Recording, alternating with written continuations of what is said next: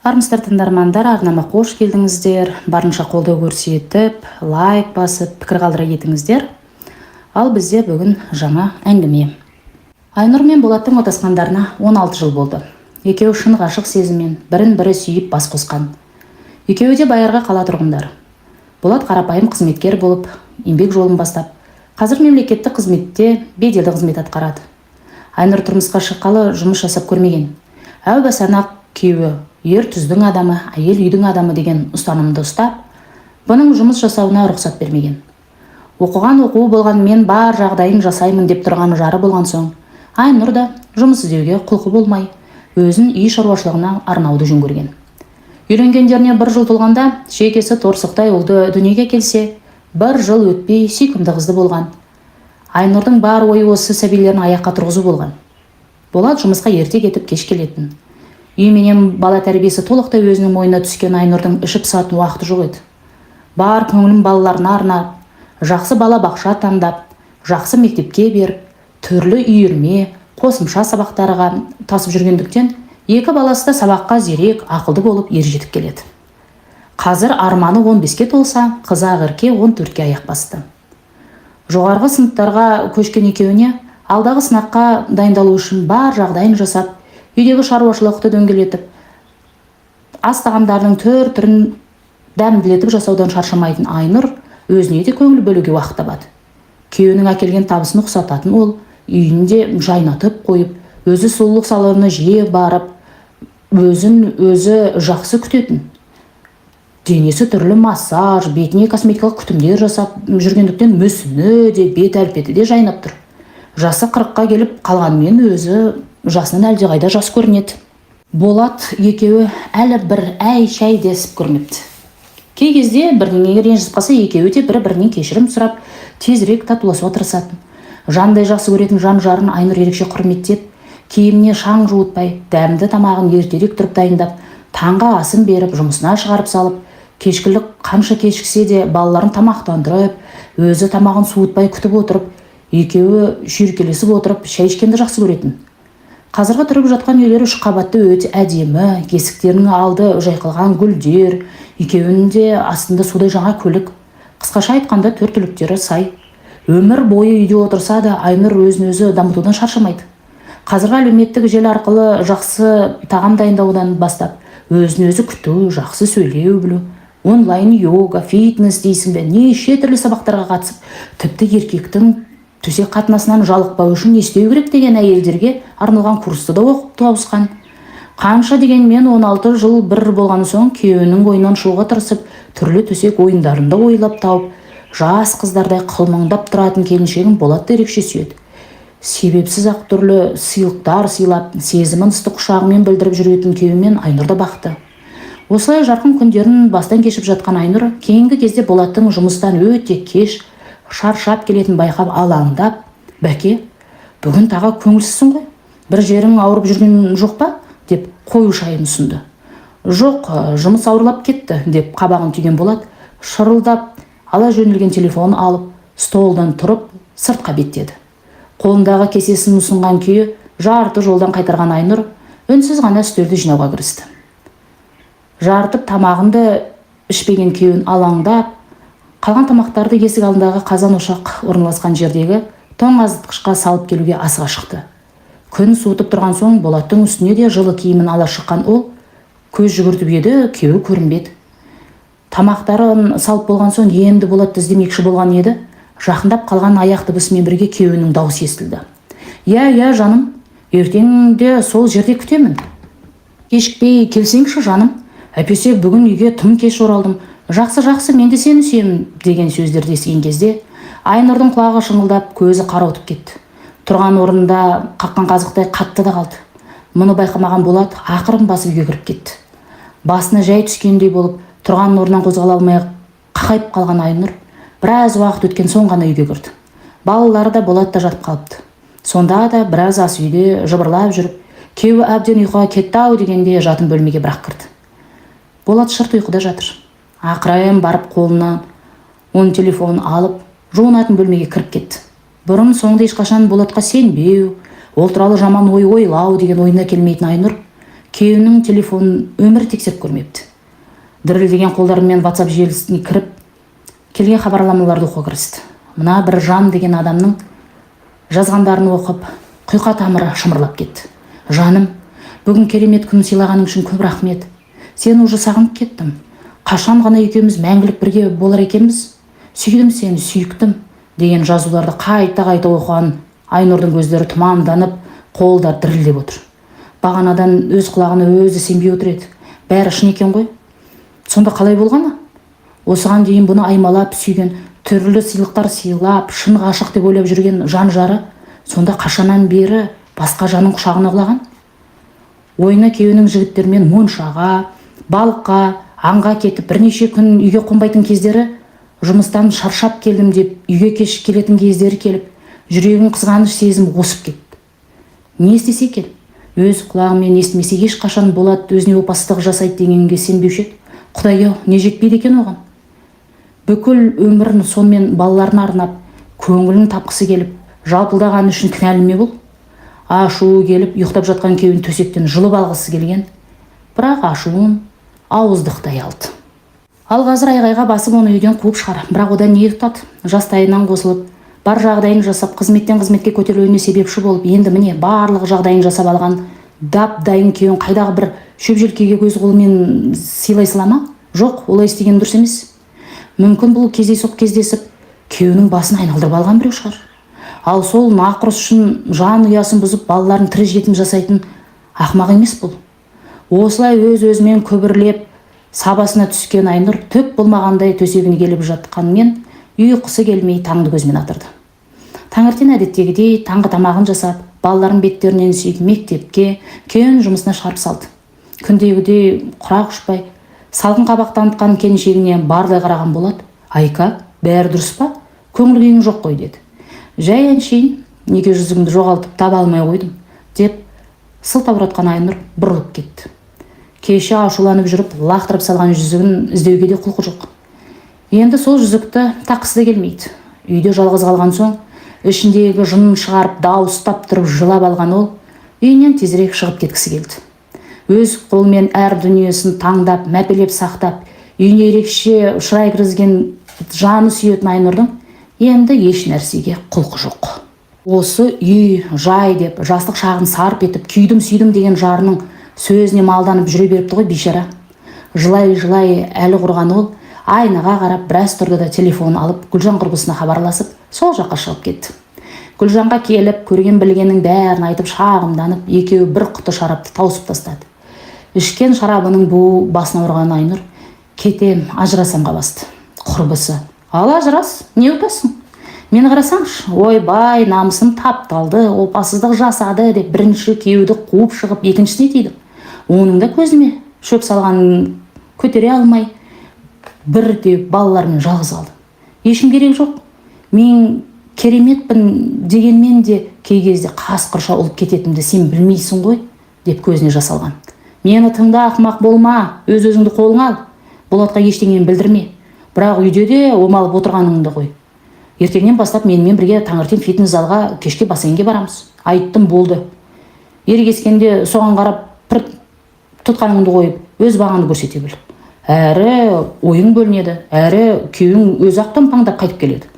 Осы айтқаным келмесе мұрынды кесіп берейін" деген құрбысының ақылын құп алып үйіне қайтты. Үйіне келсе балалар ұйықтап қалыпты, ал Болат әлі жоқ. Сағат түнгі 11-ден асыпты. Кешегі хабарламаға қарағанда, ол әйел сүлікше жабысып, күйеуінен айырыла қоймайтын сияқты. Бәрінен де Болат айтсаңшы, Құдай-ай, тіпті өңін бермейді. Қалай ғана адам осынша екі жүзді болады екен? Тағы да неше түрлі ой жегесін жеп, дөңбекшіп жатқан Айнұр Болат келгенде өтірік ұйықтаған бола қалды. Ақырын қасына жатқан күйеу көп ұзамай қорылға басты. Онысы қалжырап, шаршап жатқан Айнұрдың жүйкесі тигендіктен орнынан ақырын тұрып кетіп, басқа бөлмеге жатуына тура келді. Сөйтіп өмірінде бірінші рет жар төсегінен жерініп, бөлек жатқан ол өмірінің енді қайтып бұрындай болмасын сезініп күрсінумен жатыр. Таңертең ешкім тұрмай жиналып, далаға шығып кеткен Айнұр Гаухар айтқан фитнес орталығына бет алды. Бұрындары құрбысы қанша шақырғанмен, бұндай жерге тек ақшасын бекер шашатын еріккендер барады деп есептейтін еді. Жаттығуға арналған киімін ауыстырып имене кірген бұны қарсы алған жігіт: «О, сұлу бикеш, қош келіпсіз. Сізді біздің орталықта көргеніме өте қуаныштымын», деп осы жердің тәртібімен таныстырып, өзінен бүгіннен бастап бұның жеке жаттықтырушысы болатынын айтқан. «Атым Дархан. Қандай сұрақтарыңыз болса да жауап беруге дайынмын», деп күлімсіреген жігітпен бірге түрлі жаттығулар жасауға кіріскен Айнұр уақыттың қалай өткенін сезбей қалды. 1,5 сағат лезде өте шығып, жуынып, шайынып, бұл жерден шыққан оның үйге қайтқысы жоқ. Ойланып тұрған оның ту сыртынан келген Дархан: «Айнұр, сіз әлі қайтпағансыз ба? Мына жерде керемет дәмді кофе дайындалады. Мен бірге таңғы ас ішуге қалай қарайсыз?» деді. Бұрынғы өзінің жұмағым деп санайтын үйі аяқ астынан өзіне жат болып қалған Айнұр қуана келісті. Әдемі жаттықталған кафеде баяу әуеннің ырғағы құлаққа жағымды естіліп, қанша уақыт аласұрған көңілі жай тапқандай. Дархан алдамапты, кофе өте дәмді екен. Қарсы отырған Дарханға барлап қарап қояды. Ақ құба өңді, қою қара шашты, тал бойында бір мін жоқ десе де болады. Әсіресе нұрлы көздерін жапқан қалың кірпіктері талай қыз қызғатындай екен. Екеуі әңгімелесіп бір талай уақыт отырды. Дархан қалаға жақында ғана келіпті. Әке шешесі ерте дүние салып, нағашыларының үйінде тәрбиеленген екен.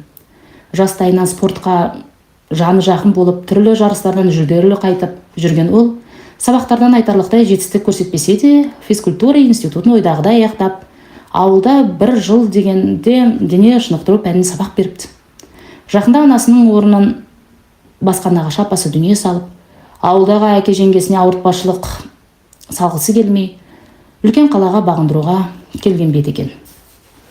Жалдамалы пәтерде тұрып жатқан ол мынадай беделді орталыққа жұмысқа кіргеніне өте қуанышты. Дарханның әңгімесін тыңдап отырғанымен Айнұрдың ойы басқа жақта. Шынымен де Гүлжан дұрыс айтыпты. Ойы бөлініп, 4 қабырғада өзін-өзі жылып жегенше мұнда келгені дұрыс болған екен. Дарханмен қоштасып үйіне келсе, ас үстелінде бір жапырақ қағаз жатыр. «Айнұр, мен 10 күнге жұмыс бабымен жол сапарға кеттім. Саған телефон соғып едім, алмадың. Бетіңнен сүйдім» деген болатын хатын оқып, телефонын қолына алды. «Я, шынымен де 7 рет телефон шалған екен. Жаттығу уақытында телефон шкафта қалдырған ол тексермепті де. Бұрын балаларға үйіне алаңдап, бір жерге шықса қайта телефонын тексеретін ол, бүгінгі қылығына өз-өзіне таң қалып отыр. Болаттың опасыздығын білгеннен бері өмірге деген құштарлығы жоғалып кеткендей ме? Мына хатты оқыған соң бойынан бір алып күш түскендей күйгенді. 10 күндей Болатты көрмейтініне іштей қуанып тұр. Бірден жаңа ғашығымен кетті ме екен деген ой келгенмен, тіпті қызғанбайтындай ма бірдеңе, әйтеуір ішінде үзіліп кеткендей. Не дегенмен де Болаттың қасында ішінде қайнап жатқан ашу ызаны білдіртпей, ештеңе сездірмей жүре алу екіталай еді. Ойлап қараса, балалары есейгеннен бері олармен де аралар алыстап бара жатқандай. Бұрынғыдай аналарына сырларын айтып еркелемейді. Тамақтарын ішіп алып, өз бөлмелерінде телефондарын шоқлап, сабақтарын қарап, әркім өзімен өзі. Жалғанда жалғыз алғандай көңілі қайта құлазыған Айнұр терең күрсініп төсегіне қисая кетті. Ал енді 10 күні бар. 10 күн не өзгеріп кетеді? Бірақ 10 күн ішінде. Осылай ой шырмауынан шыға алмай жатып, 2 күнге ұйқы жеңіп қатты ұйқыдан қалған ол төс ауа бірақ оянды. Балалары мектептен қарсы алып тамақ ішуге отырған.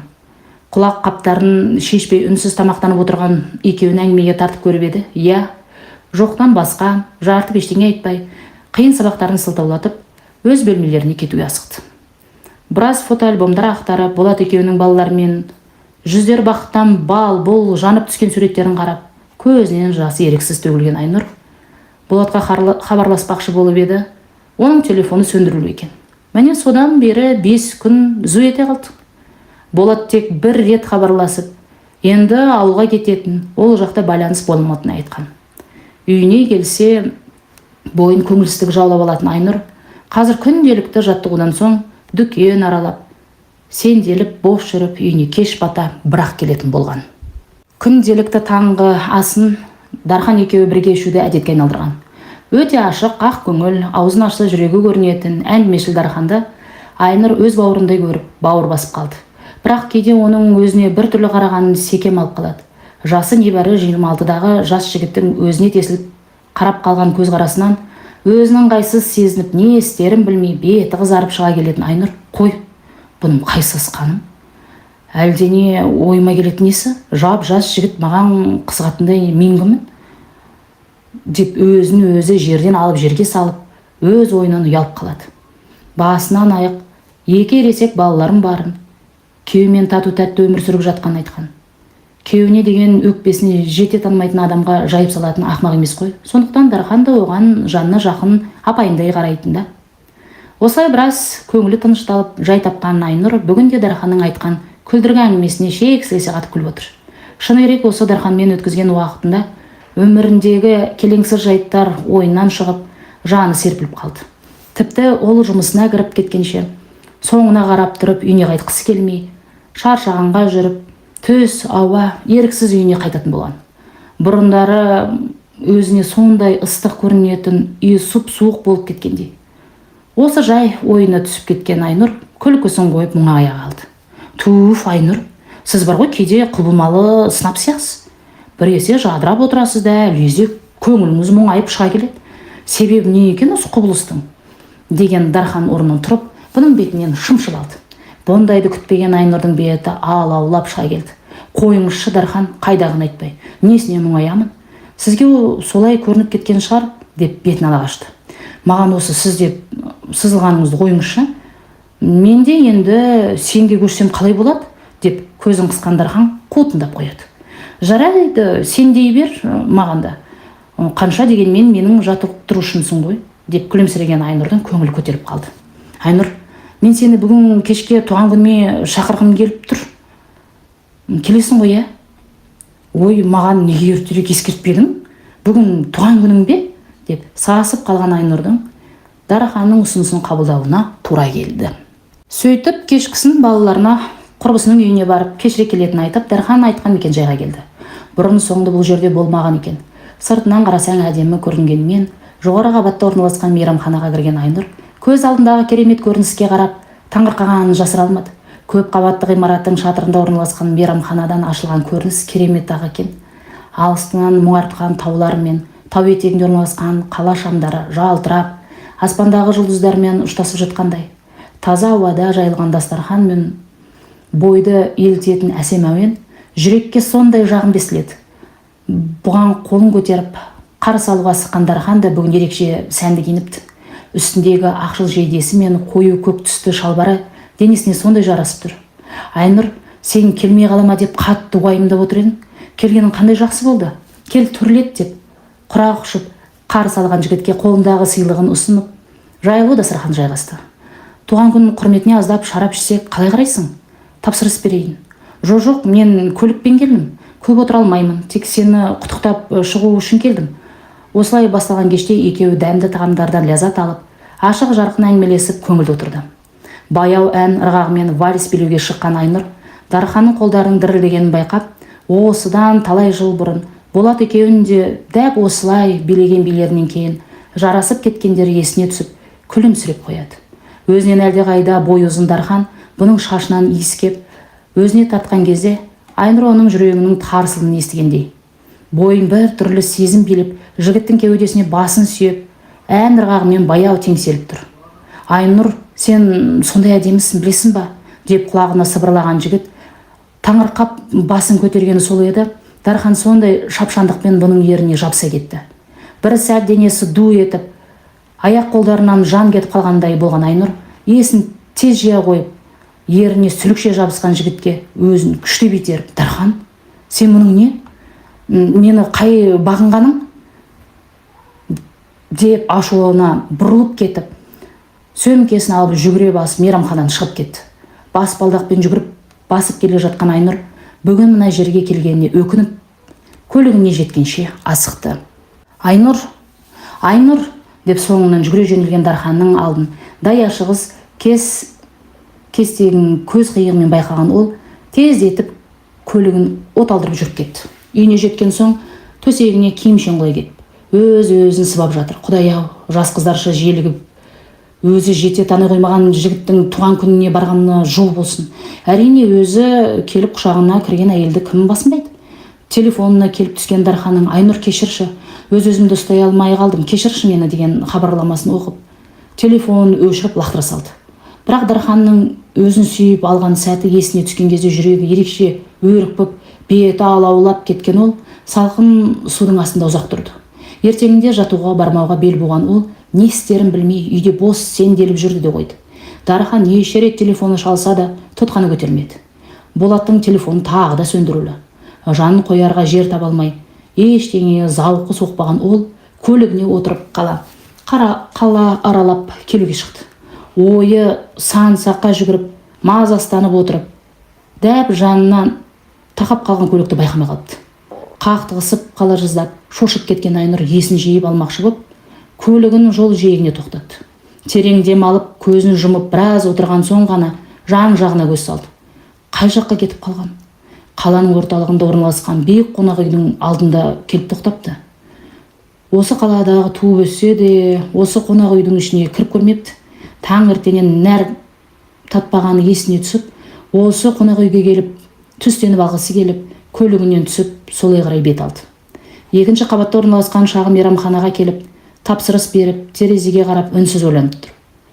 Мына жүрісіне жол болсын. Өз үйінен безіп, көше кезіп, тентіреп жүргенді қайсасқаны. Неге кешеден бері өрікпеген жүрегі басылмайды? Дарханды ойласа болды, жүрегі тарсылдай жөнелетін несі? Құдай-ай, ол өзінің ұлы арманнан 10 жас қана үлкен емес пе? Тіпті ол туралы ойлауының өзі ұят емес пе? Кенет терезеден осы қонақ үйден құшақтасып, әлденені айтып, көңілдене шыққан жұпқа қарап қалған ол көзін уқалай бастады. Жоқ, еш қатесі жоқ, болады қой. Қасындағы келіншектің құлағына әлденені сыбырлап күліп, белінен қапсыра құшақтап алып, алыстап бара жатқан күйеуіне қараған Айнұрдың астындағы жер қозғалып кеткендей, демі тарылып, көзі қарауытып кетті. Сонда қалай болғаны? Жол сапарға кетті деген күйеуі танауының астында, осы қалада нақ сүйермен тайраңдап жүргені ме? Не деген опассыз малғын еді. Ішіндегі ашу ызасы бетіне шығып, қызарып кеткен Айнұр даяшының әкелген тамағына да қарамай, қалтасынан бір уыс ақшаны санамай тастай салып, жүгіріп көлігіне отырды. Болаттар кеткен жаққа қанша қарағанмен оларға көзіне көрінбеді. Машинаның рөліне басын қойып, шарасыздықтан еңіреп жылап отырған Айнұрдың ойын шарылдаған телефон бұзды. Дархан ғой. Таңертеңнен үздіксіз телефон шалған Дарханның нөміріне қарап отырып, тұтқаны көтерді. Айнұр өтінемін, тұтқаны қоймашы, кешірші мені. Ақмақтық жасаппын. Қалай болған өзім де ұғына алмай қалдым. Жан ұшыра жылдамдатып сөйлеп жатқан Дарханды тоқтатып, саған өзім хабарласам деп тұтқаны қойды. Көз жасын сүртіп айнаға қарап, қызарып кеткен бетін опалап біраз отырды да, шешімді түрде қонақ үйге кіріп, Болаттың жатқан нөмірін сұрап біліп алды. Қонақ үйдің есігін көзін алмай, 2 сағат отырған ол көп адамның ішінен алшаң басып келе жатқан күйеуін жазбай таныды. Қасында күлімдеп келе жатқан келіншектің де өңі таныс сияқты. Бір жерден көрген әбден анық. Толықтау денелі, шашы иығына түскен, әкетіп бара жатқан әдемілігі де шамалы. Қанша жыл отасқан жан-жары мен балаларын ұмытып, құшағына құлайтындай не сиқыры болды екен бұл сылқынның. Лықсып келген ашуын әрең тежеп, екеуі есіктен кіріп кеткеннен соң 10 минуттай қимылсыз отырған Айнұр жүгіре басып бағана біліп алған нөмірдің есігін қақты. Бұл кім? Кешіріңіз, сізге хат тастап кетті, деді дауысын өзгертіп. Есікті ашқан белінен жоғары жалаңаш күйеуіне ашу ызаға толы жанармен қарап қалған Айнұр. Қара бет, опассыз деп тістене сыбырлап, бетіне былш еткізіп түкіріп, бұрыла сала жүгіре жөнелді. Айка, тоқташы, деген күйеуіне қайырылып қарамады. Жүгіріп келіп көлігін оталдырып орнынан ұша жөнелді. Бір талай көшені басып өтіп, ызғытып келіп бір жерге келіп тоқтаған соң ғана өкіріп жылап жүрді. Телефоны үнсіздік шырылдауды, бір қарап еді Болат екенін көріп лақтыра салды. Көз алдына манағы көрініс қайта келіп, өксігін баса алар емес. Төсекте керіліп отырған келіншекті де жазбай таныған. Күйеуімен бірге жұмыс істейді, бірнеше рет отырыстарда бірге болған. Қателеспесе, ол да үйлі баранды еді ғой. Бұнымен жақын құрбысында әңгімелесіп, Болатты мақтап, керемет құрметтейтін айтып, қылымсып отырған түрі есіне түсіп, зығырданы қайнап кетті. Қалайша ғана дәті бар екен? Қашынан бері екеуі бірге. Тіпті сол отырыстың өзінде бетіне қарап күліп, ішінен бұны мазақ етіп отырды ма екен? Сансыз сұрақ жүйкесін жегідей жеп, өзегі өртеніп барады. Біраздан соң Айнұр бір шешімге келгендей телефон алып Дарханға: сен қайдасың? Иә, ол жерді білемін, қазір келемін деп тұтқаны қойды. Қайта болады телефон шала берген соң телефонын өшіріп тастап көлігін оталдырды. Дархан өзін кінәлі санап қипақтап, есі шығып тұр. Бұның жылап ісіп кеткен көздеріне қарап: Айнұр, бәрі дұрыс па? Өңің кетіп қалыпты ғой, не болып қалды деп алаңдап. Ештеңе де дұрыс емес деп бастап алған Айнұр ішіндегі қайнап жатқан сырын бірақ ақтарып тастады. Іші босағанмен көңілі жайланар емес. Жанын қоярға жер таба алмай отырған оны құшағына қысқан Дархан: мынадай қалпыңмен қалай көлікті өзің жүргізіп келдің?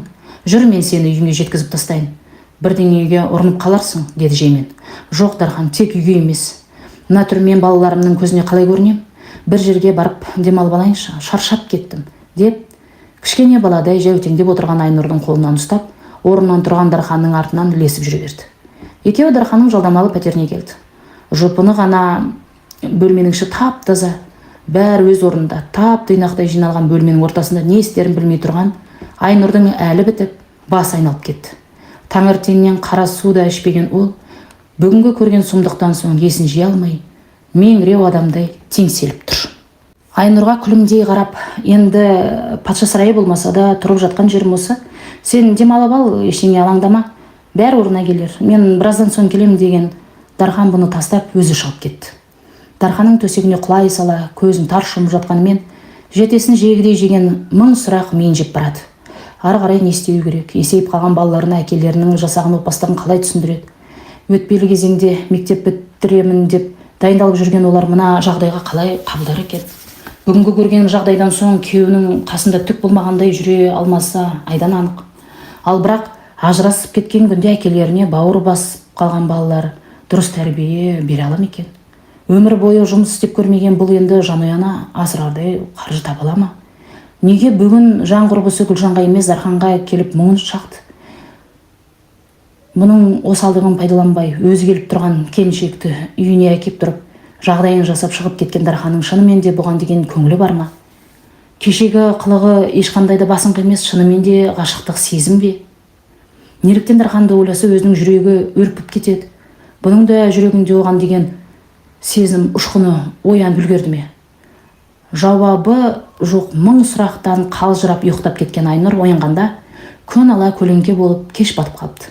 Анадай жерде дастархан басында отырған Дархан мұның оянғаннан көріп қасына келіп құшағын алды. Қалай, кішкене демалып жеңілдеп қалдың ба? Дархан, кешірші мені. Проблемаммен сенің мазаңды алғаным дұрыс болмады. Кеш болып қалыпты, мен қайтайын, балалар алаңдап отырған шығар. Екі қолымен бұның бетінен ұстап өзіне қаратып алған Дархан: Айнұр, мен сені алғаш көргеннен ұнатып қалдым. Кешегі қылығым да сені басынайын дегеннен емес, шын жүрегімнен шыққан талпыныс. Арам ойым болса бүгін сенің жағдайыңды пайдаланар едім ғой. Бірақ мен сенің келісіміңсіз күйеуіңе деген ашуыңды өз пайдама жаратқым келмейді. Қандай шешім қабылдасаң да сенің тілеулесің болам. Себебі сені шын сүйемін, деп ентігіп ыстық демі бетін шарпаған жігітке таңырқай қараған Айнұр оның жасына сай емес байсалдылығына тәнті болып құшағына құлай кетті. Бірақ әлде бір күшті жеп аптыққан жүрегін басып, есін жиып өзінің қолына алған ол жігіттің құшағынан сытылып шығып: Дархан, мүмкін шынымен сенің маған деген көңілің ақ шығар, бірақ мен сенің сезіміңді қабылдай алмаймын. Арамыздың 13 жас екенін ұмытпа. Мен сені жанашыр бауырым бар деп есептейін. Одан артықты менен талап етуің өз ұят. Алда не боларын өмір көрсетер. Бүгінгі күнге тағы да рахмет саған, деп ентігіп әр сөзін бөліп айтқан ол икемге келмей дірілдеп тұрған аяқтарын ақырын басып шығып кетті. Ішкі жан дүниесі: Айнұр, қайт. Сен де оны сүйіп қалғаныңды жоққа шығарма. Сен де бақытты болуға лайықсың, деп айғайлап жатса да ішкі сезім тұншықтырып көлігіне келіп отырды. Иә, бәрін дұрыс істеді. Бұның жүрегінде Дарханға деген сезім ояну мүмкін емес. Ондай ессіз махаббатқа бой алдыратын ақымақ емес бұл. Бұның бәрі күйеуіне деген реніш, ашу-ызадан туған дүние. Ешқандай шын сезім емес. Өз-өзімен көбірлеп, аласұрған жүрегін басып, терең дем алып біраз отырды. Бағана лақтыра салған телефонын ашып қарап еді. Болаттың және қызының бірінші рет телефонын шалғанын көріп, дереу қызына хабарласты. Арғы жақтан: Мама, сен қайдасың, деп еңіреп жылаған дауыс естілді. жүрегі тарсылдап не болып қалды, Арке дұрыстап айтшы деп айғай салды. Папам көлік апатына түсіп қалыпты, ауруханадан хабарласты. Сені таба алмаған соң Арман мені үйге тастап өзі ауруханаға кетті. Қазір келемін, сыртқа шығып тұр, бірден ауруханаға екеуміз кетеміз деп асығыс көлігін оталдырды.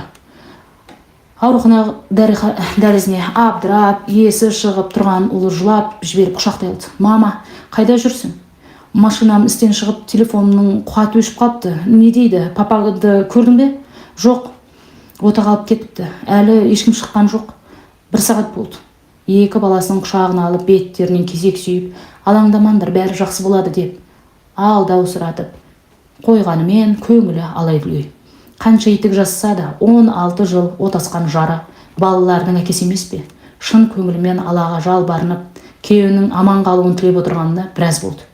Үрпейісіп әкелерін уайымдап отырған балаларына қарап, өзінің Болатқа жіпсіз байлаулы екенін ұғынды. Ота бөлімнен шыққан дәрігерге жүгіріп барып зор үмітпен қарап тұрған үшеуіне. Біз қолымыздан келгеннің бәрін жасадық. Жағдай өте ауыр. Ендігі жағдай науқасқа байланысты. Өмірге құштарлығы болса есін жияр деген дәрігер шаршаңқы түрмен алыстай берді. Енді тек күту ғана қалды. Қолдан келер қайран болмаған соң балаларын үйге қайтарып, жан сақтау бөлімінің алдын күзетіп отырған Айнұрға Дархан хабарласты. Болған жайды баяндап, енді өзін мазаламауын өтінген Айнұр бәрін ұмытып, өмірін жаңа парақтан бастауға бел буды. Тек Болаты аман қалса екен, балаларының бақыты үшін бәрін кешіреді, тек қана есін жиса екен. Осылай жабулы есікке жалтаңдап, жалбарынып отырып, таңды көзмен атырды. Бір орнында қозғалмай отырғаннан денесі үйіп, белі сынып барады. Бір кезде анадайдан өзіне күлімдеп келе жатқан Дарханды көріп, таңырқағаннан жасыра алмай, сен қайдан жүрсің? Таңғы 6 ғой деді. Саған тіс басар ыстық шай алып келдім. Кешеден бері нәр сызбаған шығарсың. Кеше бауырым деп кетіп едің ғой. Осындайда іздемесем несіне бауыр болам деп көзін қысып, қутындап алған жігіт лезде салмақтанып, Айнұр, бәрі жақсы болады, уайымдамай бермеші деп жанына жайғасты. Әкелген тамағын жегізіп, термосқа құйып әкелген қою күрең шайын ұсынған жігітке риза болған Айнұрдың да шаршағаны басылғандай көңілі жадырап қалды. Екеуі әрнені айтып күбірлесіп, есікке жалтаңдап қойып отыр. Мама, папам қалай? Дарханмен сөйлесіп отырып, қастарына келіп қалған қызын байқамай қалыпты. Арке, сен қайдан жүрсің? Сендерге өзім хабарласамын дедім ғой. Сабағың қайда? Деп сасып қалған Айнұр орнынан атып тұрды. Сабаққа дейін саған соғып кетуге келдім. Папамды уайымдап ұйықтай алмадым. Саған тамақ алып келдім деп Дарханға сұраулы көзімен қарап тұрған қызына. Әзірге ешқандай өзгеріс жоқ, есін жиса айтамыз деген. Гаухар апайың тамақ беріп жіберіпті. Танысып қой, мына кісі Дархан ағаң, Гаухар апайыңның бауыры деп өтірік айтқанына ұялып, қызарған өңін көрсеткісі келмей бұрылып кетті. Сен алаңдамай сабаңа бар, бәрі жақсы болады. Әкең оянғанда бірден телефон шаламын деп қызын шығарып салды. Сенің осындай ересек қызың бар дегенде ұйықтасам да түсіме кірмепті. Шыны керек, сені өзімнен назары болса да 5 жас үлкен шығар деп ойладым. Шынымен өте жас көрінесің. Ал қызың өзіңе тартыпты, өзің сияқты әдемі деген Дарханға қатқыл дауыспен. Сен де енді қайт, жұмысыңнан қаласың деген бұған. Құп болады апай, бірақ өтірік айтқаның жөн болмады деп жымиған ол. Айнұр, бәрі жақсы болады, көп уайымдама. Тамақ ішуді ұмытып кетпе. Сенің бұл жерде отырғаннан ештеңе өзірмейді. Біраздан соң үйге барып демалып ал. Балаларыңа әке, ана емес, шеше де керек екенін естен шығарма деп үлкен ағасындай ақылын айтып кетуге ыңғайланды. Бұл күні де ештеңе өзгермеді. Есіктен шыққан әр дәрігерге жалтақтап атып тұрып, жандарына жүгіріп барып бастарын шайқағанынан соң салы суға кетіп орнынан отырып жүріп, кештің батқанын білмей қалды. Кешкілік Гаухар құрбысы келіп, бұның қарсыласқанына қарамай үйіне алып кетті. Жолай осы 2-3 күнде басынан өткенін ештеңен бөкпей қысқаша баяндап берген бұған. Да, подруга, өмірің Голливуд отдыхает болып кетіпті ғой. Болат, конечно, сволочь, но сенікі дұрыс. Балаға әке керек. Ничего, бәрі дұрыс болады. Болат есін жиса бірден хабарласады. Қыздар, бәрімен келісіп кеттім. Так что сен қазір бар ұйықта. Бар проблеманы рет-ретімен шешу керек. И, кстати, мені бауырыммен таныстыруды ұмытып кетіп жүрме деп күліп үйіне жеткізіп тастады. Балаларын тамақтандырып, төсегінде ертеңгі күніне алаңдаумен жатқанымен арсыз ұйқы жем үзіліп кетті. Осылай тағы да 2 күн өте шықты. Тек 3-ші күні таңертең апай, күйеуіңіз өз-өзіне келді, 5 минутқа кіріп шықсаңыз болады деген медбикенің артынан бойын дірілім баса алмай жан сақтау бөліміне кірген Айнұр бірнеше аппараттары қоршауында сор-сор болып жатқан күйеуінің қасына келді. Көнектей болып ісіп кеткен бетіндегі сығырайған көздерінен бір тамшы жас шығып, жарылып кеткен дүрдеген еріндерімен естілер-естілместей сыбырлап, кешірші деген күйеуінің қолын үнсіз сипалай берген. Болат ауруханада ұзақ жатты, бірақ дәрігерлер оның алған жарақаттарына қарамай өте жылдам сауығып келе жатқанына таңырқағандарын айтып, бәрі әйеліңіздің арқасы, сіз осында түскеннен бері осы жердің тұрғыны болып кетті апаймыз, деп қалжыңдаған сайын әйеліне мейірлене қарап, көңілім арқайып қалатын ол тезірек үйіне шыққысы келіп, өзі де ерекше төзімділікпен ауруына төтеп беруге тырысты. Соның арқасында тек аяғын сылтып басып болмаса, басқа жарақаттарын құлан таза айығып ауруханадан шығатын күні де келіп жетті.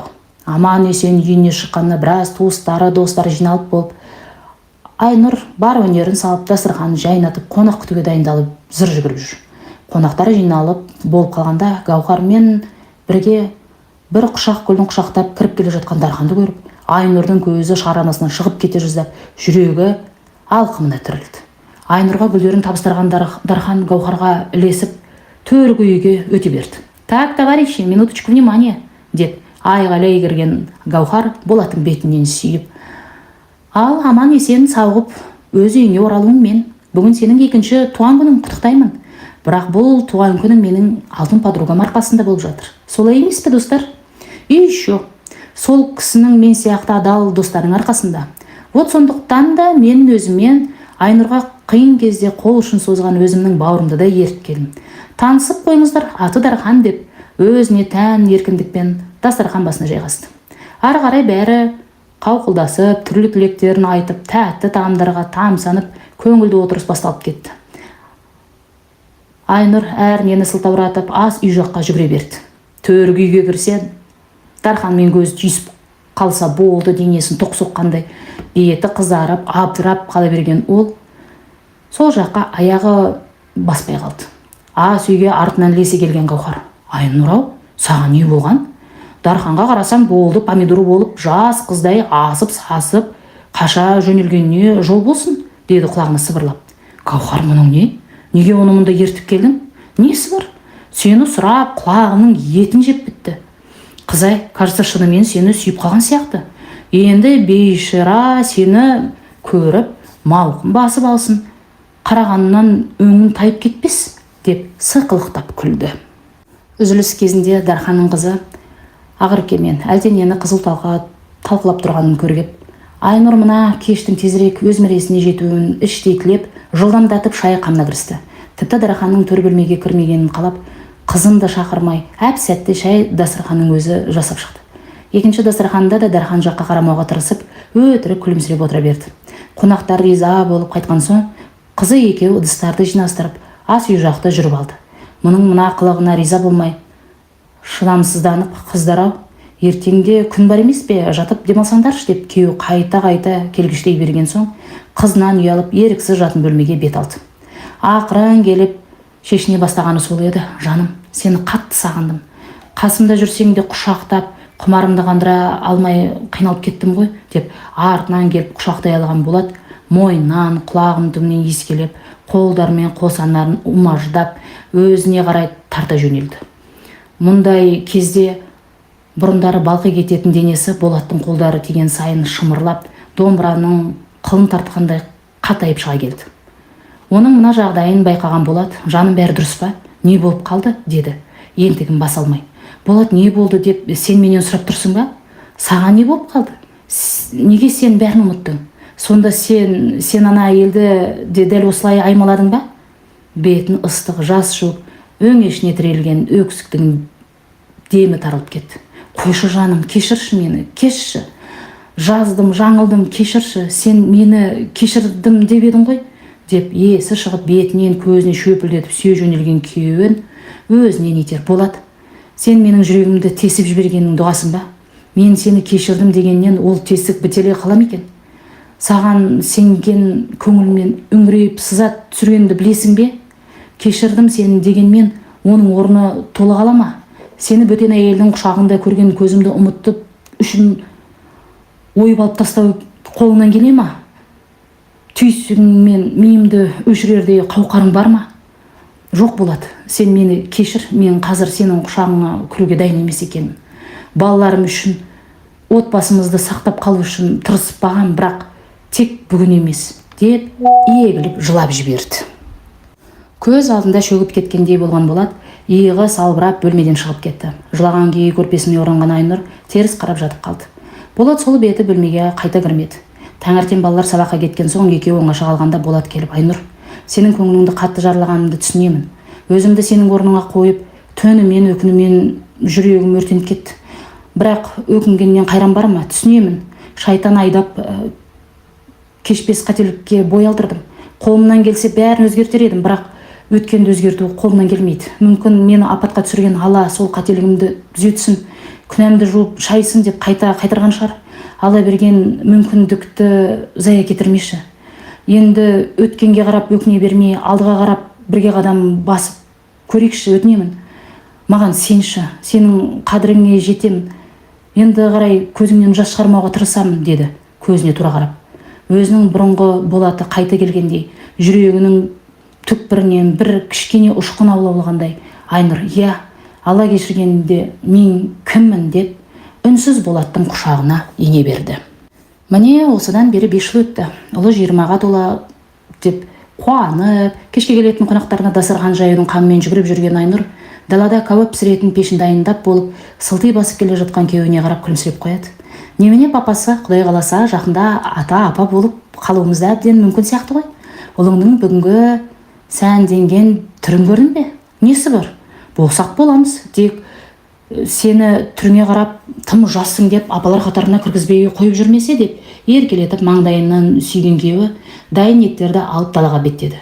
Күйеуінің соңынан қарап тұрған Айнұр: тәубе, осы күнге жеткізген Аллаға мың да бір шүкір деп ойға шомып кетті. Күйеуін шын жүрегімен кешіріп татуласқан соң мойнынан бір алып күш түскендей болған. Өмірге деген ынтазарлығы оянып, бұрынғыдай риясыз күлетін халге жетті. Үйлерінде болып кеткеннен соң бірнеше рет телефон шалған Дарханға қанша рет түсіндіруге тырысса да мазасын ала берген соң телефон бұғаттап тастады. Гаухар арқылы кездескісі келетінін айтып қоймаған соң құрбысына: Гаухар, мен Болатпен бақыттымын. Маған одан басқа ешкім керек емес.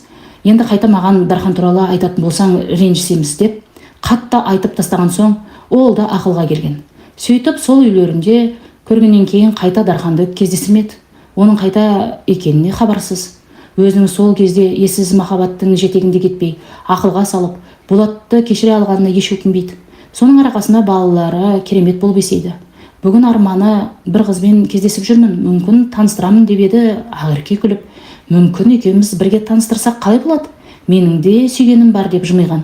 Арманның ғашығы барын бұрыннан білсе, Ақеркенің жаңалығы бұл үшін күтпеген тосын сый болып, не дерін білмей аузына сөз түспей қалды. Міне бүгін қос құлыншағы өз қалауларын үйге ертіп әкелмекші. Сондықтан да ерекше қобалжып, не істеп, не қойған білмей әбігер болып жүр.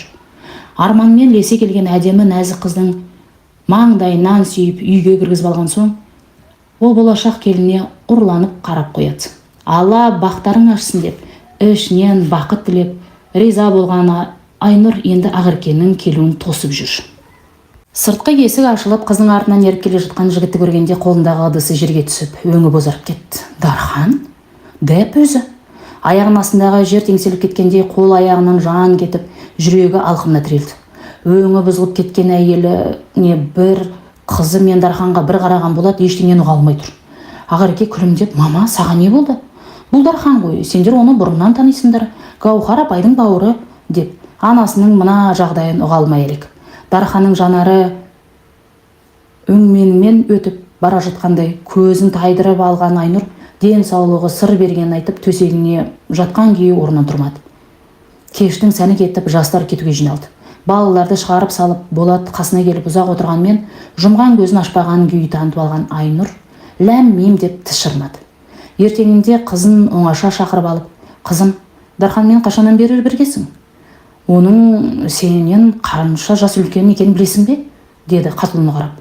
Арамыз 11 жас, бірақ мен оны сүйем. Махаббат жасқа қарамайды емес пе? Жоқ, мен қарсымын.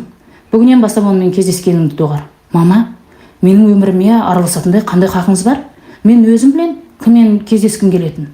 Қызым, тыңдашы. Ол сені сүймейді. Оның сені сүюі мүмкін емес. Неге? Неге олай ойлайсыз? Себебі сенің ойлағаның махаббат емес. Менің ойымша ол сені алдап жүр. Ондай ессіз махаббатқа жол бере алмаймын. Айттым, бітті, деген Айнұр сөз бітті дегендей орнынан тұрып кетті.